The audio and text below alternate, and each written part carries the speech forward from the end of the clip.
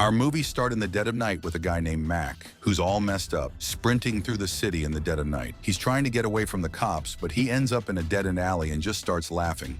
Like he knows he's screwed and there's no way out. Suddenly, his blood that's been spilling on the ground starts floating in the air, and a mysterious figure in a hoodie shows up. The stranger makes him a deal, saying he'll keep him alive if Mac gives him his complete loyalty. Mac's got no other option, so he says yes. The hooded guy uses some kind of power to lift him up.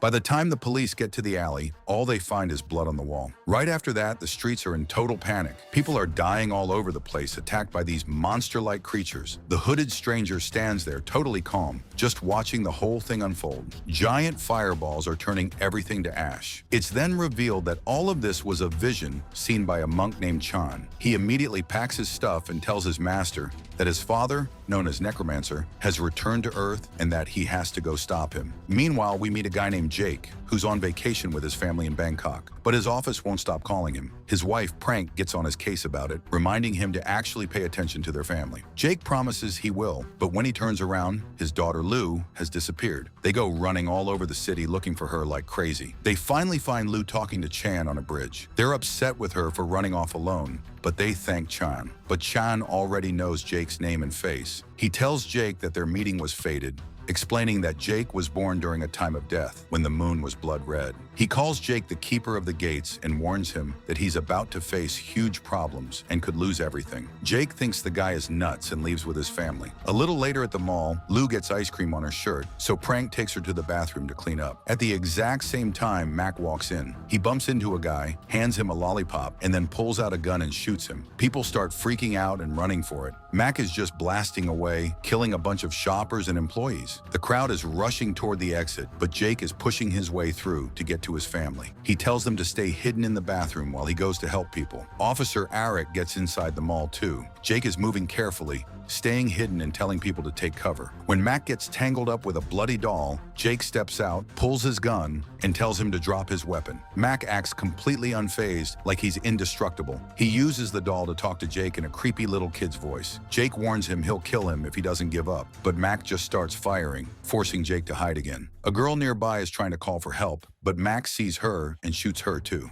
Outside, a huge team of police and firefighters has the mall surrounded. Jake starts yelling at Mac, calling him crazy to get his attention and distract him. When he sees his chance, he shoots him. Mac falls to his knees. Eric comes up behind him, but Mac still seems fine, like the bullet did nothing. He thanks Jake for killing him, explaining that his work is done and that the Keeper has returned. All of a sudden, the whole building shakes. The smoke from the roof forms a roaring skull, and fire starts spreading all over the city. Prank pulls Lou out of the bathroom, and they run out. But in front of them, a fire truck has crashed, and people are attacking each other. A firefighter is even stabbing a man with a knife. With no other way out, Prank and Lou go back into the mall. They move carefully, staying hidden. They see one man smashing someone's head on a counter, and a dead body at the front desk. A crazed man suddenly jumps out and attacks them. Prank hits him with a mannequin and then smashes his head with a plastic hand. They run for the escalators, but more crazy people are chasing them. Prank puts Lou on the side of the escalator and slides her down, while she goes down the stairs using a mannequin arm to fight the attackers. Lou makes it to the bottom, but a man grabs her. Panicked, Prank immediately takes down one attacker and then another to save her daughter. They both run, going from one door to another until they reach a bus. As soon as the driver gets out, and a fight breaks out. Prank tries to get away with her daughter, but everywhere she looks, there's violence, weapons, fire, and car crashes. After running for a while, they hide in a grocery store. Prank's phone is dead, so she sneaks to the store's phone, carefully moving past a dead body on the counter. But that phone's dead too. Then a creepy guy walks into the store. He throws some stuff on the floor and starts checking the dead body. He looks around, trying to find anyone else. Lou is trying to stay hidden, but when a dead body slams into the window outside, she gasps out of fear. The stranger spots her. On the other side, Jake and Eric come to. I don't know how we survived that blast. They see there are no dead bodies around. Jake sees a man standing close by, but he's gone in the blink of an eye. Eric finds some really old bloodstains, and when they hear some noises, they go to check it out. They see a woman with a knife. She turns around with a horrifying face and stabs Eric, killing him. Jake shoots at her, but the bullets do nothing. She attacks him, and they start fighting. Jake manages to slam her head against the ground and knocks her out. Jake runs and hides, but she finds him right away. Her arms and legs stretch out, and she starts walking on the ceiling.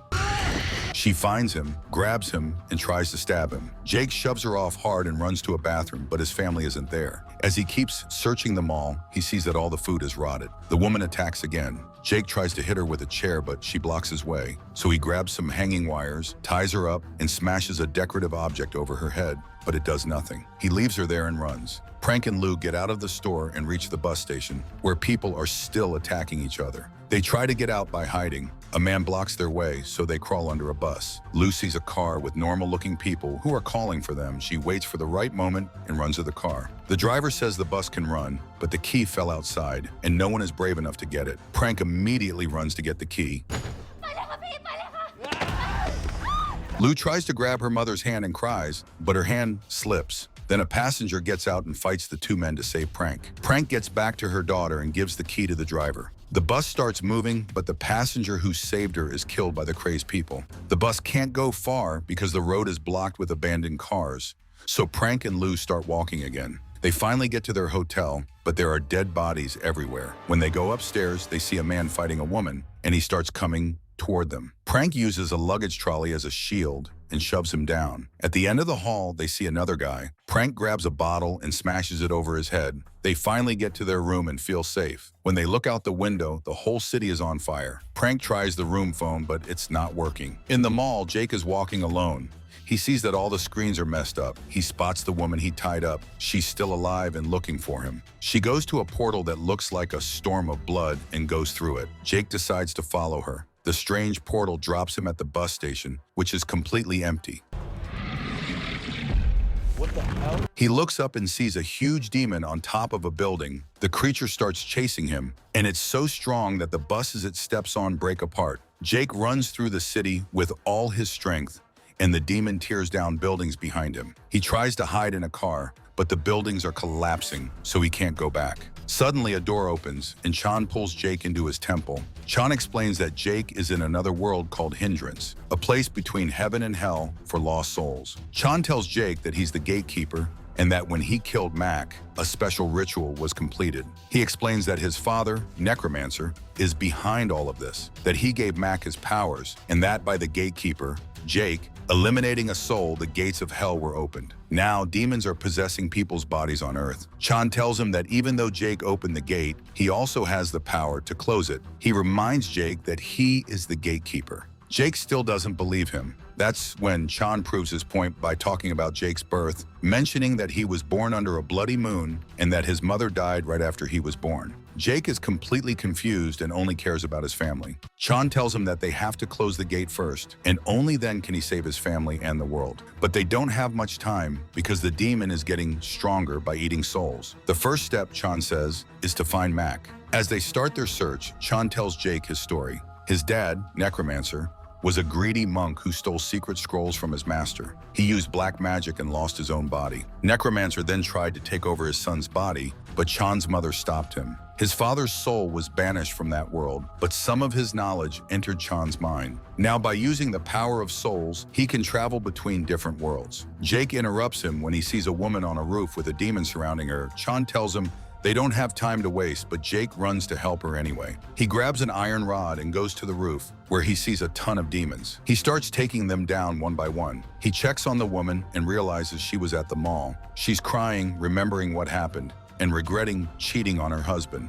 which is why her soul is still wandering. All of a sudden, a big demon comes and starts tearing the building down. Jake grabs the woman's hand and runs, but the demon grabs her and eats her. After the demon leaves, Jake meets up with Chan again. He tells Chan that the woman didn't even know she was dead. Jake remembers the huge blast at the mall and realizes that he might be dead too, and just doesn't know it. Chan confirms this, and Jake breaks down, crying about his family. Chan tells him that he's become a lost soul, but that it's not over yet. He says Jake is special and can go back to Earth by using armor. As they cross the city, a flying monster starts chasing them. They run into a building, but there are even more monsters inside. The flying monster lands behind them. When the monsters attack, Chan uses his martial arts skills to fight them. The demons are so scared of him that they stop chasing them. Jake and Chan run up some stairs to a theater full of demons. They run as fast as they can to a spot in front of the screen. Chan opens a portal, and they're instantly back in the real world. Here, the demons can't chase them without possessing someone's body. Jake looks in a mirror and sees he's an RX body, which is painful for him. Chan gives him an old gun with special bullets and a special knife. Both weapons can kill Mac. Meanwhile, Mac has taken over Jake's body and gone to Prank's hotel room. Prank and Lou are really worried about Jake, but Mac doesn't know how to talk to them. He's just staring at his real form in his mind. Lou asks him a bunch of questions, so he pulls out the burned doll from the mall. All of a sudden, the room phone rings, and Mac happily answers, writing something down. By the time Chan and Jake get to the room, Mac and Jake's family are gone. All that's left is the doll and a note from Mac. Jake hears Lou screaming for help. He sees her by the pool from the window and runs outside. Prank and Lou are scared of this strange man. They don't know who is acting so familiar. Mac, using Jake's body, takes advantage of the confusion and hits Jake in Eric's body from behind, knocking him down. Mac pins Jake down and says he's going to steal his life and his family. He also tells Jake that he was a bad dad and husband because he only cared about his job, not his family. Jake starts taunting Mac to get a reaction. As soon as Mac moves, Jake gets up and they start fighting, punching and kicking each other. When Jake tries to use the special gun, Mac knocks it away and they both fall into the pool. The fight continues underwater. Jake pulls out the special knife, but just as he's about to stab Mac, Prank points the special gun at them and tells them to stop. They both claim to be the real Jake, and Prank is confused. Lou asks what hand gesture her dad always uses to make a promise. Jake, in Eric's body, makes the gesture, and Prank shoots, but she hits Jake by mistake. His soul immediately goes back to Hindrance, where a ghost bites him. In the real world, Mac, in Jake's body, takes the gun from Prank. That's not Daddy.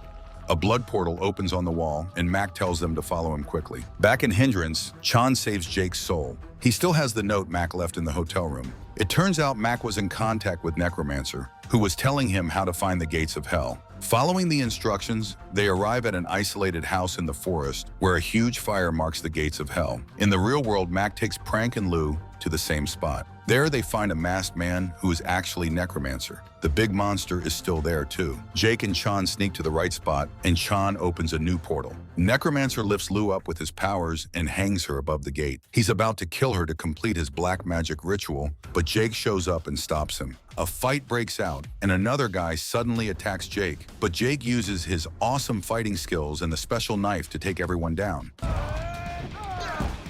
Mac joins the fight and tries to shoot Jake with the special gun, but Jake somehow dodges it and knocks his weapon away. Prank gets loose, knocks the guy down, grabs the gun from the ground, and shoots Necromancer in the arm to save Lou. The other guy suddenly attacks her and knocks her down. Prank grabs a dagger from the ground and stabs him. Jake throws his knife at the other guy coming for him. Mac also grabs a dagger and keeps stabbing at Jake. Mac's soul goes to Hindrance, where the big demon immediately swallows him. Chan distracts Necromancer so Jake can attack him from behind with the special dagger. Before he dies, Necromancer says there's only one way to close the gate. Jake has to go through it. Chan says he tried to find another way but couldn't. Jake accepts his fate and says goodbye to his family. He apologizes to them, explaining that he was always so wrapped up in his work and that he wished he could have spent more time with them. He hugs them one last time and walks into the fire gate, which takes him to hell. As soon as Jake's body goes through the gate, it burns up and the gate closes. The world goes back to normal, and Prank drops Lou off at her grandma's house. Prank is determined to get her husband back, believing there must be a way. The story ends there. If you liked the video, please like it and subscribe to the channel.